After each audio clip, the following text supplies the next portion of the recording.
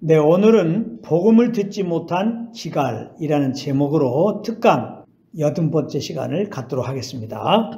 먼저 성경 아모스 8장 11절 말씀을 보겠습니다. 주 여호와의 말씀이니라. 보라, 날이 이를지라 내가 기근을 땅에 보내리니 양식이 없어 주림이 아니며 물이 없어 가람이 아니요 여호와의 말씀을 듣지 못한 기갈이라, 이렇게 말씀하고 있습니다.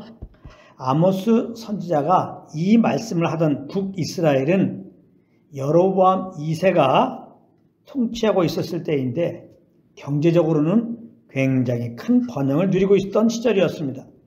그런데 안타깝게도 그들은 그러면 하나님께 더 가까이 나아가서 하나님의 말씀을 들어야 되는데 그렇게 하지를 않았습니다.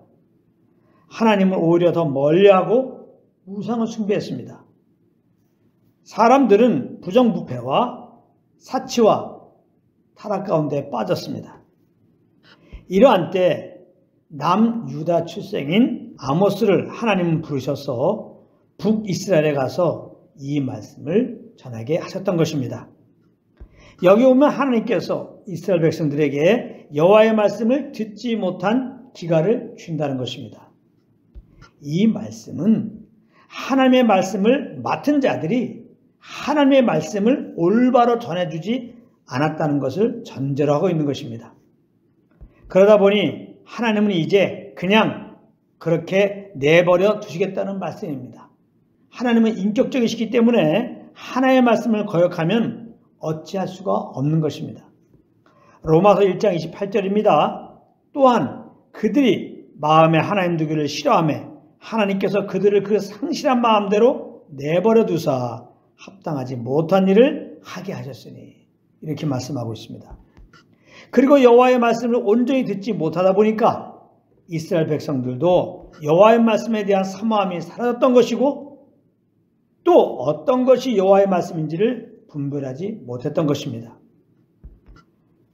그러다 보니 이스라엘 백성들은 여호와의 말씀을 듣지 못한 기갈에 시달리게 될 것이라는 겁니다.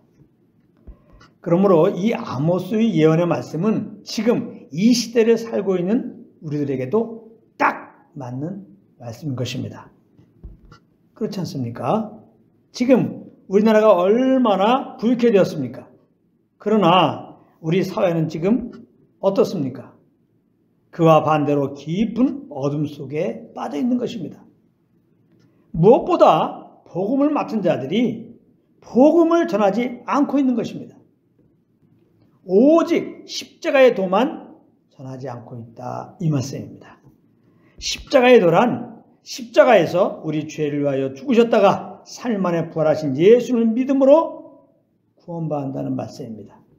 그리고 믿는 자들은 이제 예수 그리스도와 함께 십자가에 못 박혀 죽었으니 이제는 믿는 자들 안에서 행하시는 성령을 따라 행하라고 하는 말씀인 것입니다.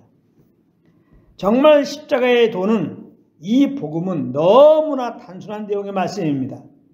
그러나 이 복음처럼 능력 있는 말씀이 없는 것입니다.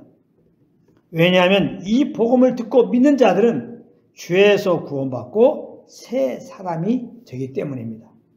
그리고 이 복음을 듣고 감사함으로 성령을 따라 행하면 천국의 영광을 맛보게 되기 때문입니다. 그렇기 때문에 믿는 자들이나 불신자들이나 꼭 이 은혜의 복음을 들어야 하는 것입니다. 그런데 이 복음을 맡은 자들 중에 너무나 많은 분들이 이 복음만 전하지 않고 있다, 이 말씀입니다.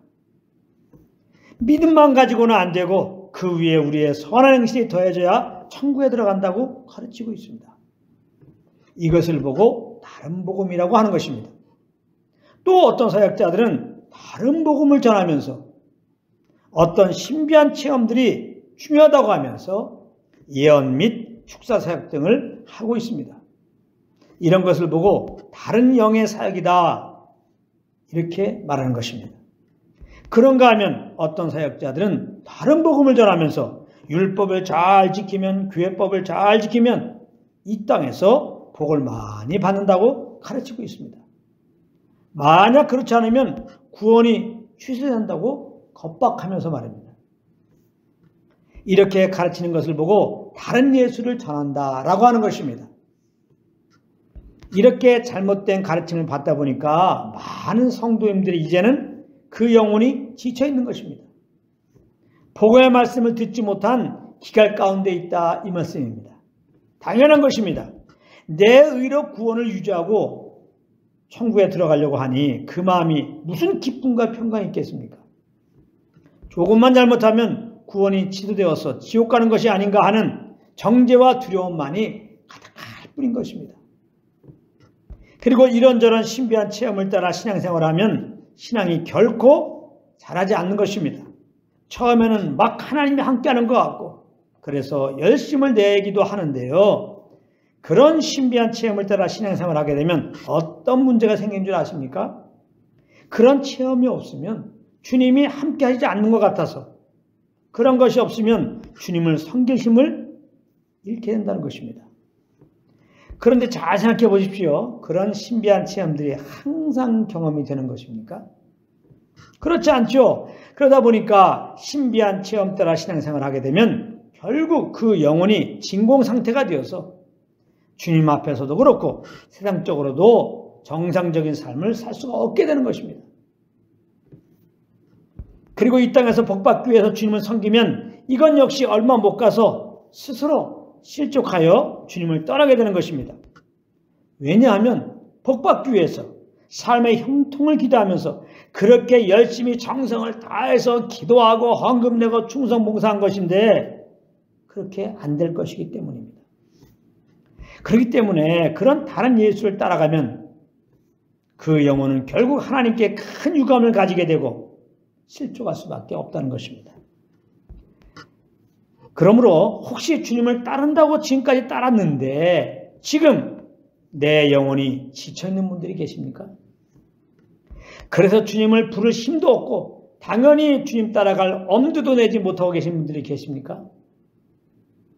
그것은 지금 그 영혼이 복음의 말씀을 듣지 못해서 기갈 상태에 빠져서 그런 것입니다. 그러므로 그 상태에서 회복되는 길은 간단합니다. 복음의 말씀을 들으십시오. 복음의 말씀을 들으면 되는 거예요. 우리가 구원을 받고 구원을 유지하고 천국에 들어가는 것은 결코 우리 행에 있지 않고 예수를 믿는 믿음에 있다는 진리를 꼭 붙잡으십시오. 그리고 진정한 영적 체험이라고 하는 것은 성령의 초명으로 말미암아 예수 그리스도의 십자가 은혜를 아는 것이라는 진리를 꼭 붙잡으십시오. 그리고 믿는 우리들은 이 땅에 복을 받으려고 주님을 섬기는 것이 아니라 이미 영생의 복을 주신 주님께 감사함으로 주님을 섬기는 것이라는 진리를 꼭 붙잡으십시오. 그렇게 되면 우리 영혼은 항상 그 십자가 은혜로 말미암는 감사와 기쁨이 강같이 넘쳐나게 되는 것입니다. 이런 은혜가 한 분 한 분들 삶 가운데 넘치기를 우리 주 예수 그리스도 이름으로 축복합니다.